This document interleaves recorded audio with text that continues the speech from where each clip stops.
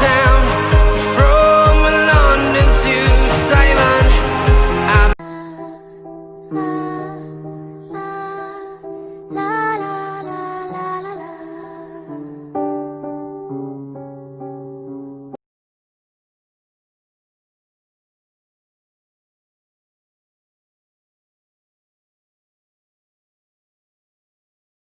A partir de las pruebas físicas recogidas, el fiscal afirmó que Simpson condujo a la casa de Nicole Brown en la tarde del 12 de junio con la intención de asesinarla. Mantuvieron que Brown, después de poner a dormir a sus dos hijos y cuando ella misma se preparaba para ir a la cama, abrió la puerta de su casa después de que alguien llamara a la puerta o de oír un ruido que se hallaba afuera. Tras lo cual, Simpson le agarró antes de que pudiera gritar y la atacó con un cuchillo. Las pruebas del forense del condado de Los Ángeles sugieren que Ron Goldman llegó a la entrada de la casa en algún momento durante este asalto y que el agresor probablemente lo atacó, apuñalándolo repetidamente en el cuello y en el pecho con una mano, mientras que con la otra lo inmovilizaba con una llave. La teoría de la acusación explicaba la postura de Nicole Brown, que yacía boca abajo, explicando que el agresor, después de terminar con Ron Goldman, le agarró del pelo y tiró de él, echando su cabeza hacia atrás, puso su pie sobre la espalda de Nicole y le cortó la garganta con el cuello, seccionando la arteria carótida. A continuación, según la fiscalía, Simpson dejó un rastro de sangre en el camino que iba de la casa hacia el callejón trasero, y había también un informe que decía que se encontraron 3 gotas de sangre de Simpson en el camino de entrada. Según la acusación, Simpson fue visto por última vez en público a las 9:36 de la noche, cuando volvía a la puerta principal de su casa con Brian Kaling, un actor de reparto y amigo de la familia que vivió una temporada con Nicole hasta que le dejaron una casa de huéspedes en la propiedad de Simpson. Simpson no fue visto de nuevo hasta las 10:54 de la noche, 1 hora y 18 minutos más tarde, cuando salió de la puerta principal de su casa para subirse a una limusina que había sido contratada para llevarlo al aeropuerto internacional de Los Ángeles. Ahí Simpson tenía que tomar un vuelo, el cual lo llevaría hacia Chicago, donde tenía lugar una convención en la empresa Hertz, para quien Simpson había hecho varias campañas de publicidad. Tanto la defensa como la acusación estuvieron de acuerdo en que los asesinatos se produjeron entre las 10:15 de la noche y 10:40 de la noche. Y la acusación afirmó que Simpson hizo el recorrido de su casa a la escena del crimen en su Ford Bronco blanco, un trayecto de 5 minutos. Se presentó un testigo que vio un coche similar a dicho Bronco de Simpson saliendo a toda velocidad de la zona de Bondi Drive a las 10:35 de la noche.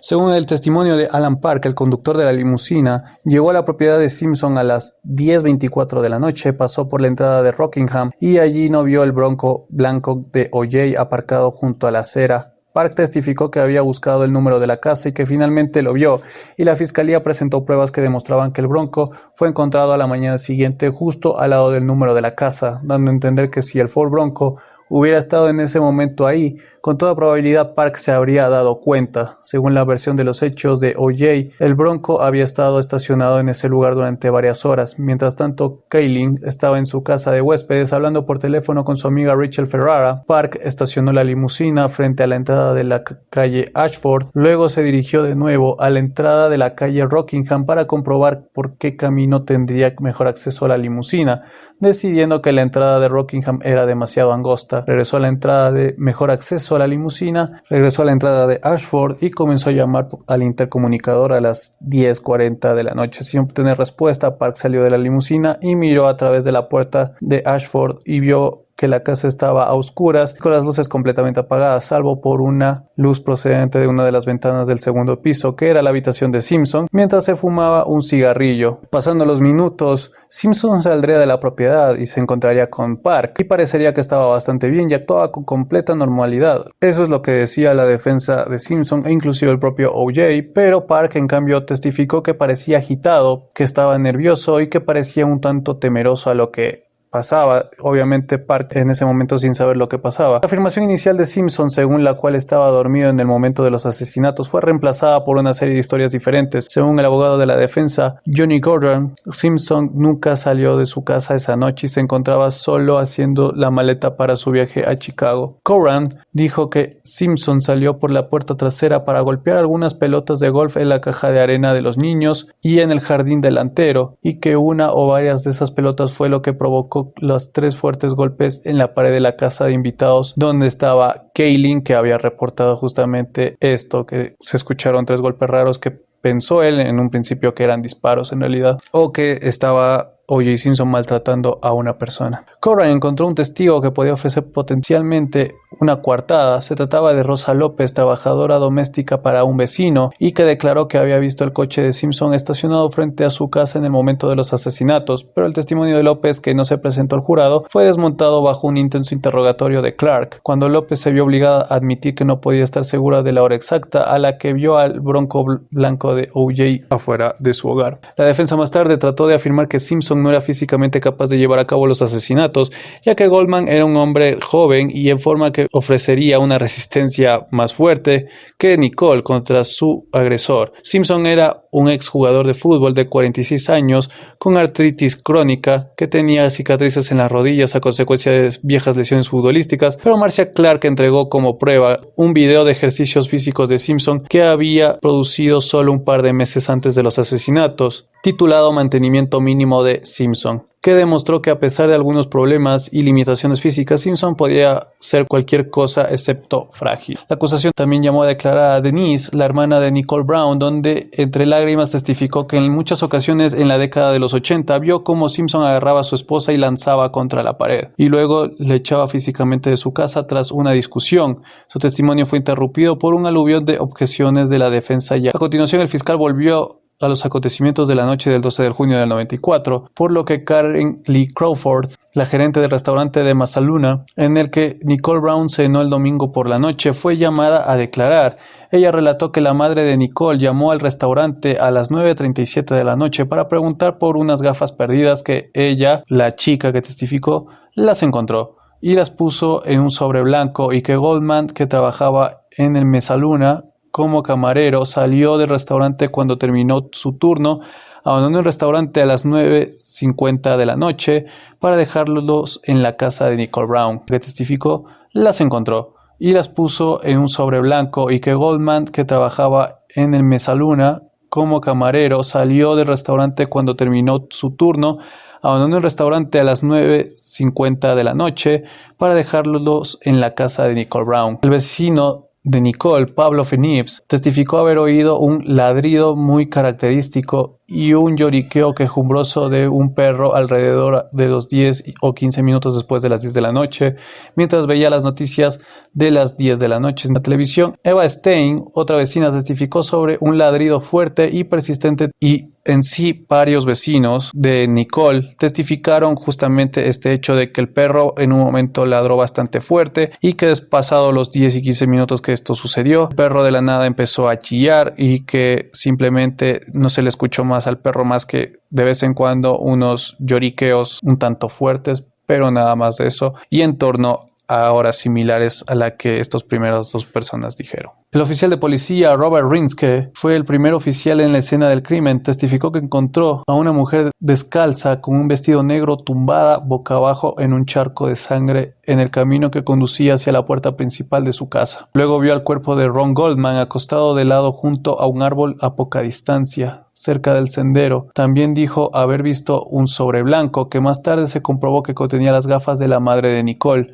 que había olvidado en el restaurante. También pudo ver un guante de cuero negro y una gorra de esquí de punto azul oscuro en el suelo cerca de los cuerpos. La puerta de la casa de Brown estaba abierta, pero no había señales de que la entrada hubiera sido forzada, ni de evidencia alguna de que alguien hubiera entrado en el local, y nada en el interior parecía fuera de lo común. El domingo 12 de febrero del 95, una larga caravana viajó hacia Brentwood, y el juez, los miembros del jurado, los fiscales y los abogados defensores hicieron una inspección de la escena del crimen durante 2 horas, y luego de un recorrido de 3 horas por la propiedad de Rockingham de Simpson. Simpson, bajo la custodia de varios oficiales pero sin esposas, esperó afuera de la escena del crimen cerca de un auto de policía de incógnito, pero se le permitió entrar a su casa. El detective Ron Phillips testificó que cuando llamó a Simpson en Chicago para comunicarle del asesinato de su ex esposa, Simpson parecía sorprendido y molesto, pero que extrañamente no le preocupó la forma en que murió. El detective Tom Lange testificó que Nicole Brown fue probablemente la primera en ser asesinada porque las plantas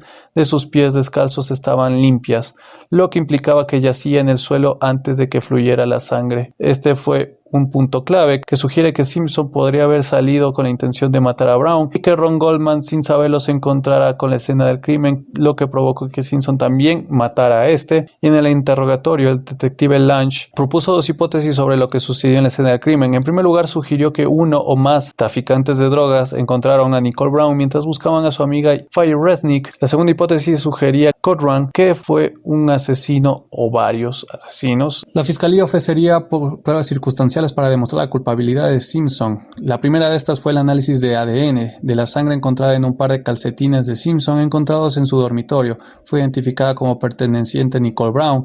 Las características del ADN la vinculaban con ella, con una probabilidad de que fuera de otra persona de 1 entre 9,7 millones, probabilidad que descendía hasta 1 entre 21 millones. Al juntar estos resultados con los de las pruebas realizadas por separado en otros dos laboratorios de ADN. Los dos calcetines tenían alrededor de 20 manchas de sangre, la sangre tenía un patrón similar en ambos lados de los calcetines. El médico Dr. Henry Lee, laboratorio de ciencia forense de la policía del estado de Connecticut, contratado como experto por la defensa, testificó que la única manera en que podría aparecer un patrón así era si Simpson tenía un agujero en el tobillo o si se hubiera colocado una gota de sangre en el calcetín mientras no estaba siendo usado. Lee también declaró que el procedimiento que recogía los calcetines los podría haber contaminado. La siguiente es el análisis del ADN de la sangre encontrada en el sobre y cerca del Ford Bronco de Simpson, que reveló rastros de sangre de este mismo, de Nicole Brown y de Ron Goldman. Otra de estas, los mechones de cabello compatibles con el de Simpson, fueron encontrados en la camisa de Goldman. Se encontraron varias monedas con sangre fresca detrás de la casa de Nicole Brown, en la zona en la que estaban aparcados los automóviles. El análisis del ADN de la sangre de un guante izquierdo encontrado fuera de la casa de Nicole Brown mostró que era una mezcla de sangre de Simpson, Nicole Brown y Goldman. A pesar de que el guante estaba empapado de sangre, no había gotas de sangre cerca o alrededor de este, es decir, no se encontró sangre cerca del guante salvo en el mismo. Los guantes contenían partículas de cabello compatibles con el cabello de Goldman y una gorra que contenía fibras de alfombra compatibles con fibras del Ford Bronco de Simpson. Un gorro negro de punto encontrado en la escena del crimen contenía mechones de cabello perteneciente a una persona de raza afroamericana. Se encontraron varias fibras de hilo de color azul oscuro de algodón en Goldman, y la fiscalía presentó un testigo que dijo que Simpson llevaba una sudadera de un color similar la noche de los asesinatos. Se demostró que el guante izquierdo encontrado en la casa de Nicole y el guante derecho hallado en la casa de Simpson eran del mismo par. Se tomó y catalogó como prueba una muestra de 8 centímetros cúbicos de sangre de Simpson, de la que se perdió 1,5. La oficina del fiscal del condado de Los Ángeles y la oficina del médico forense no pudieron explicar cómo ni por qué se había perdido esa cantidad de sangre. Los agentes encontraron registros de detención que indicaban que Simpson fue acusado de golpear a su mujer, Nicole Brown. En ese momento se mostraron fotografías del rostro de Brown con evidencia de golpes a consecuencia de ese ataque. Las huellas de zapatos ensangrentados encontrados en la escena del crimen fueron identificados por William Poshak, experto en zapatos del FBI. Su conclusión es que pertenecían a un par de zapatos de Bruno Magli, raros y caros. Se informó de que en los Estados Unidos solo se vendieron 299 pares. Era una talla grande, que sería la talla 47 para nuestro entendimiento latino, que concordaba con el pie de Simpson. En el proceso penal, los abogados defensores de Simpson dijeron que la acusación no tenía pruebas de que este mismo hubiera comprado unos zapatos de esa marca y características. Sin embargo, a continuación, el fotógrafo independiente Flamer afirmó haber encontrado una fotografía que había tomado de Simpson en el 93, en la que parecía llevar un par de zapatos similares en un acto público. El equipo de defensa de Simpson afirmó que la fotografía había sido retocada, aunque más tarde fueron descubiertas y publicadas otras fotos en 1994 en las que se veía a Simpson usando unos zapatos Bruno Magli. Cabe señalar que todas esas fotos aparecieron en el juicio más tarde y no durante el gran debate del zapato. La recogida de pruebas realizada por el criminalista Dennis Fong del Departamento de la Policía de Los Ángeles fue objeto de críticas. Admitió haber perdido unas cuantas gotas de sangre en una valla cerca de los cuerpos, pero en el estrado afirmó que volvió varias semanas después para recogerlas. Fong admitió que no había usado guantes de goma para recoger algunas pruebas, una completa irresponsabilidad, y hasta incluso, dependiendo del caso y el juicio y a qué se quiera acusar, podría hasta incluso haber un cargo penal en contra de él por alterar una escena del crimen. El detective Philip Banater de la Policía de Los Ángeles declaró que vio a fotógrafos de la prensa apoyados en el Ford Bronco de Simpson antes de que se recogieran las pruebas, otro acto irresponsable. Las pruebas que no fueron presentadas al jurado. Esto es interesante. A ver, como lo había dicho hace un momento, los testimonios de Shibeli y Drive no fueron tomados en cuenta, ya que estos vendieron sus testimonios a la policía, donde ambos concordaron en que vieron salir el auto de Simpson en el cual se cometió supuestamente el crimen a salir a toda velocidad. No fue tomado en cuenta estos testimonios. La persecución del Ford Bronco, los objetos encontrados en el Bronco, que incluía dinero en efectivo, una pistola y el disfraz, tampoco se presentaron ante el jurado. La aparente nota del suicidio de Simpson y su declaración a la policía también fueron dejadas fuera por la acusación. Sojourn, un centro de acogida de mujeres, recibió una llamada de Nicole Brown 4 días antes del asesinato. Nicole había dicho que tenía miedo de su exmarido y que creía que le estaba acechando. La fiscalía no presentó esta prueba en la corte porque pensaban que el juez Ito no permitiría que fuera oída. Además, los amigos y familiares indicaron que Nicole Brown había dicho repetidamente que Simpson le estaba acosando. Afirmó que donde quiera que ella iba, se daba cuenta de que Simpson estaba allí. Observándola, sus amigas Faya Resnick y Cynthia Sayang dijeron que tenía miedo porque Simpson le había dicho que si alguna vez le encontraba con otro hombre, la asesinaría. El testimonio de Rosa López fue grabado en video y no se mostró al jurado. En los argumentos de conclusión, Darden ridiculizó la idea de que los agentes de policía hubieran querido hacer una encerrona a Simpson, o sea, una trampa. El Departamento de Policía de Los Ángeles acudió a casa de Simpson 8 veces entre el 86 y el 88 por llamadas de auxilio de Brown por violencia domésticas. En sus conclusiones ante el jurado, Cochran mencionó a Fuhrman, demostrando que se había referido reiteradamente a los afroamericanos como niggers y que había presumido de golpear a jóvenes afroamericanos siendo agente de policía, lo que posteriormente fue criticado por Shapiro y al menos por un miembro del jurado, así como el padre de Ron Goldman, Fred Goldman. Cochran calificó a Fuhrman como un genocida racista, la peor pesadilla de América y la personificación del mal, por un cargo de delito grave de perjurio que surgió de su testimonio en el juicio contra Simpson. Crecía el temor a que se desataran los disturbios raciales por todo Los Ángeles y el resto del país si Simpson era declarado culpable de los homicidios, disturbios similares a los que se produjeron después de que 4 policías fueron absueltos en el 92 por agredir brutalmente al taxista de raza negra Rodney King 3 años antes. Como resultado del día de la sentencia, todos los oficiales de policía de Los Ángeles hicieron turnos de 12 horas diarias y una barrera de más de 100 agentes de policía a caballo que rodeaban la corte del condado de Los Ángeles, previniendo que se produjeran disturbios multitudinarios. A las 10 horas del 3 de octubre de 1995, O.J. Simpson fue declarado no culpable. El único testimonio valorado fue el del conductor de limusina Alan Park, quien afirmó que no vio el Ford Bronco de Simpson fuera de la finca de Rockingham después de que ocurrieron los asesinatos. El jurado llegó al veredicto a las 3 de la tarde del día anterior, tras solo 4 horas de la deliberación, pero el juezito aplazó el anuncio. Antes del veredicto, el presidente Bill Clinton fue informado sobre las medidas de seguridad que se tomarían en caso de disturbios por todo el país si Simpson era declarado culpable. Se estima que 100 millones de personas en todo el mundo dejaron lo que estaban haciendo para ver o escuchar el anuncio del veredicto. La cantidad de llamadas telefónicas a larga distancia cayó en un 58% y el volumen de la bolsa de Nueva York se redujo en un 41%. El consumo de agua disminuía a medida que la gente evitaba el uso de baños. Tanta gente dejó de trabajar que se estima que hubo unas pérdidas de productividad valoradas en $480 millones. El Tribunal Supremo de Estados Unidos recibió un mensaje sobre el veredicto durante los argumentos orales y los jueces se pasaban unos a otros la nota de voz baja. Mientras se escuchaba la presentación del fiscal, algunos congresistas cancelaron ruedas de prensa y uno de ellos les dijo a los periodistas que, abro comillas, no solo me gustaría que no estuvieran aquí, sino que me gustaría no estar yo tampoco. En entrevistas con los miembros del jurado posteriores al juicio, algunos decían que creían que Simpson probablemente cometió los asesinatos, pero que la acusación no pudo demostrarlo. 3 miembros del jurado publicaron un libro, Batman Foreman, en el que se afirma que fueron los errores de la policía y no de la raza la que motivó su veredicto y que consideraban al fiscal Darden como una concesión populista de la oficina del fiscal por el hecho de ser de raza negra. Los más críticos con el veredicto de inocencia sostienen que el tiempo que el jurado se tomó para deliberar fue excesivamente corto en comparación con la duración del juicio y que los miembros del jurado, la mayoría de los cuales no tenían ningún tipo de educación universitaria, no entendieron las pruebas científicas. Después de la lectura del veredicto, veredicto, el jurado número 6, de 44 años de edad, Lionel Cryer, saluda a Simpson levantando el puño en símbolo del Black Power. En 1996, Johnny Coran, el abogado defensor de Simpson, escribió y publicó un libro sobre el juicio que fue titulado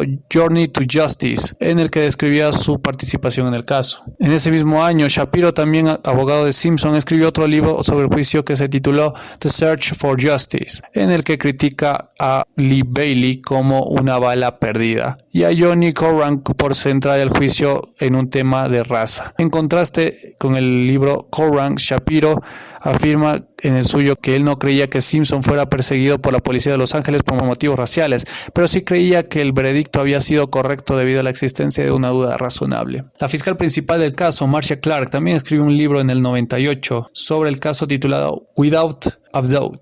Su libro relata el proceso de la selección del jurado hasta las conclusiones de cierre y acaba afirmando que nada podría haber salvado su caso, dado el papel prominente que la defensa le dio al tema racial y al jurado de raza negra que lo juzgó. En opinión de Marcia Clark, las pruebas de cargo deberían haber condenado fácilmente a Simpson. Que no ocurriera eso, afirma y manifiesta un sistema judicial cuya imparcialidad es dudosa cuando la raza y la fama participan en el proceso. En 1997, Fred Goldman y Sharon Rufo, los padres de Ron Goldman, presentaron una demanda contra Simpson por homicidio imprudente y el padre de Nicole Brown, Lou Brown, como su representante legal, una demanda de superviviente, en un juicio que duró 4 meses en Santa Mónica y que no fue televisado.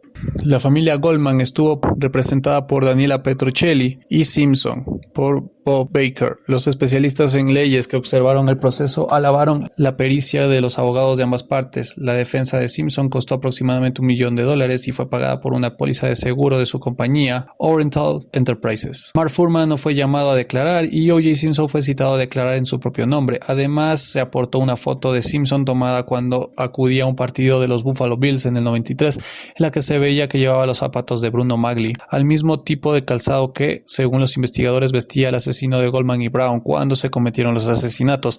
La foto fue luego presentada como prueba, ya que Simpson siempre había negado que tuviera tales zapatos. En este juicio civil, el jurado concedió una indemnización de $12,6 millones a los hijos de Simpson y Nicole como beneficiarios de la herencia de su madre. Las familias de las víctimas recibieron $33,5 millones por daños punitivos y compensatorios, encontrando de esta manera a Simpson responsable de ambos asesinatos. En noviembre del año 2006, Regan Books anunció un libro de Simpson titulado I Did It. Sí, lo hice. Una confesión que la editora declaró como hipotética. Se puso como fecha de salida del libro el mismo día que la cadena Fox iba a emitir un especial sobre O.J. Simpson. La editora Judy Regan declaró que en un caso histórico consideró esta su confesión. Más tarde, a la familia Goldman, después de la publicación del libro, le concedieron los derechos del libro para satisfacer parcialmente la cantidad que debían recibir de O.J. Simpson tras el juicio civil, y el título del libro fue cambiado por I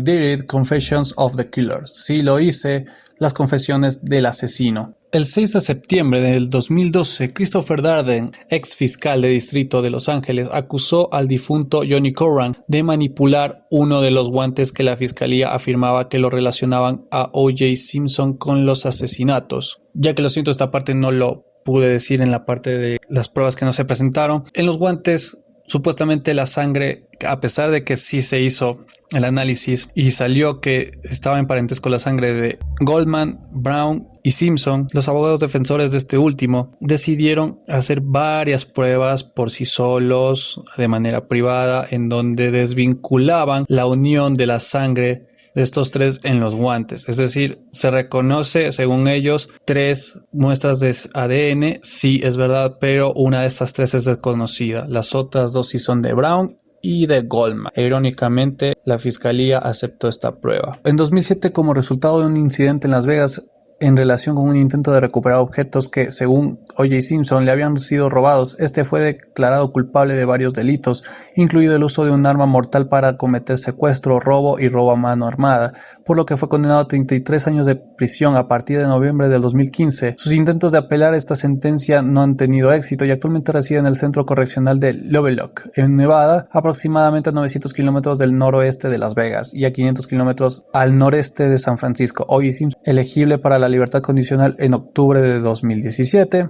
lo cual también hasta ahora fue negado. O.J. Simpson ha concedido 2 entrevistas en relación en el caso, una en el 96 con Ross Baker, que describe la perspectiva de O.J. Simpson de la historia, así como una visita guiada de su propiedad a Rockingham, donde se encontró la prueba utilizada en el juicio. La segunda tuvo lugar en el 2004, en el 10º aniversario de los asesinatos con Katie Couric de la NBC, en marzo del 16, y ojo con esto, la policía de Los Ángeles anunció que se había encontrado un cuchillo enterrado en la mansión de O.J. Simpson en 1998. Cuando se demolieron los edificios, un trabajador de la construcción entregó el cuchillo a un oficial de policía, quien, creyendo que el caso había sido cerrado, no la presentó jamás como prueba en su momento. Las pruebas forenses demostraron que el cuchillo no estaba relacionado con el asesinato, irónicamente, pero es un dato bastante extraño, ¿no? Y bueno, chicos, este fue el caso de O.J. Simpson. Hubo demasiada información y tuve que darles todos estos detalles porque todos estos detalles fueron necesarios, para serles sincero, para que entendieran la historia, para que entendieran el mayor fraude de la historia de un crimen de los Estados Unidos, porque en mi opinión O.J. Simpson fue culpable de los 2 asesinatos. Creo que cualquiera podría deducir eso a las primeras instancias del video. Así que nada, simplemente esto demuestra, como dijo la fiscal